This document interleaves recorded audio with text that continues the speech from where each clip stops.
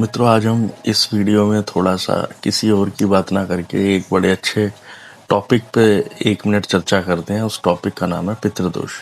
आप जनरली देखेंगे कि जब हम अपनी हॉरोस्कोप दिखाने किसी एस्ट्रोलॉजर के पास जाते हैं, उसे जब कुछ समझ नहीं आया होता, अकल कम होती है, पढ़ाई करी नहीं होती ढंग से ज्योतिष की, तो वो सारा मलबा उठा के पितृदोष पे डाल देते हैं।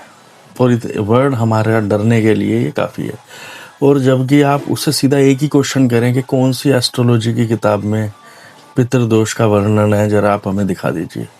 चलो, पहला क्वेश्चन तो यही हो जाएगा आपका। फिर दूसरे नंबर पे आप खुद सोचें, कॉमन सेंस की बात है कि जब किसी की डेथ हुई और वो चला गया, आदमी अपने शरीर अकेला आता है और अकेला जाता है, ठीक है।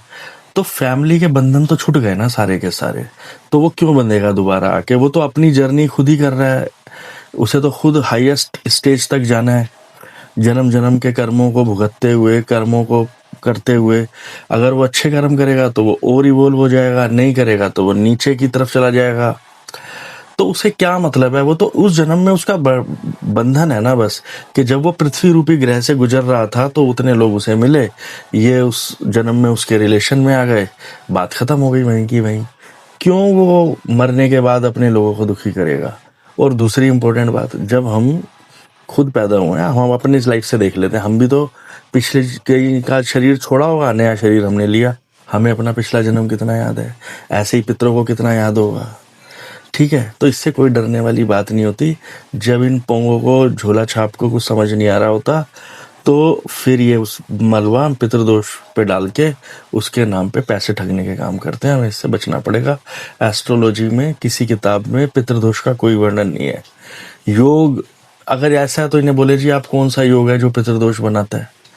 आप उसी योग के पाएंगे सक्सेसफुल लोग भी हैं। और दूसरी इंपॉर्टेंट बात, आप हमेशा पितृदोष ही सुनेंगे तो सबसे ही मतलब पितर नाराज रहते हैं, किसी से खुश नहीं होते पूरी दुनिया में। जिन्होंने धर्मशालाएं बनाई हैं, अपने पितरों के नाम पे मंदिर बनवाए हैं, तो उनसे तो खुश होना चाहिए ना। कभी आपने किसी पंडित के मुंह से सुना आप पे पितरों की बहुत कृपा है, आपकी हॉरोस्कोप में पितृ योग है, इसके कारण आप मल्टी मिलियनर बनोगे? आप सुनोगे ही नहीं। केवल अपने फायदे की बात करनी है, अपने फायदे की बात करनी है। तमस खुद का बड़ा रहता है, मलबा दूसरों पर डालना है। धन्यवाद।